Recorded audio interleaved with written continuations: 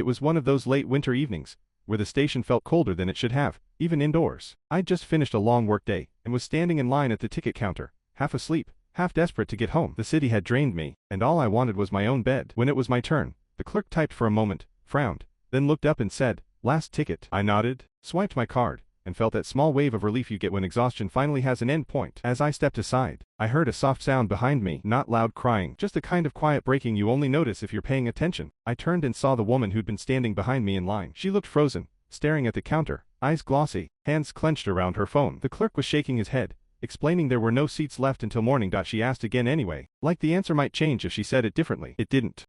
She stepped back, covered her face, and tried to pull herself together, but it was obvious she was barely holding on. I don't know why I did it. I didn't know her story. I didn't know where she was going. I just knew what it looked like when someone needed to be somewhere badly. I walked back to the counter, slid my ticket forward, and said, "She can have mine." The woman looked at me like I'd spoken another language. She tried to refuse, kept saying she couldn't take it, that I'd bought it first. I told her I'd figure something out, which was only half true. She finally took the ticket with shaking hands, and whispered thank you so many times. It felt like she was apologizing for accepting kindness. I watched her disappear toward the platform, then sat on a cold metal bench, and waited for the next train, hours later, telling myself it was no big deal, just a long night.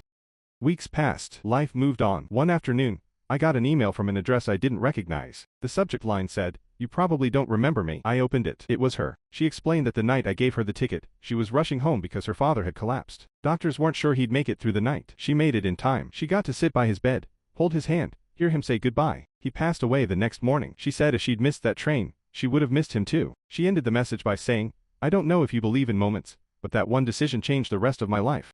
I sat there staring at the screen, realizing how close I'd come to walking away. How easy it would have been to pretend I didn't notice her crying. That ticket cost me a few hours of sleep. Giving it to her gave her a memory she'll carry forever. And that's when it hit me. Sometimes kindness doesn't come back as a favor or a reward. Sometimes it comes back as the quiet knowledge that, without even knowing it, you showed up exactly when someone needed you most.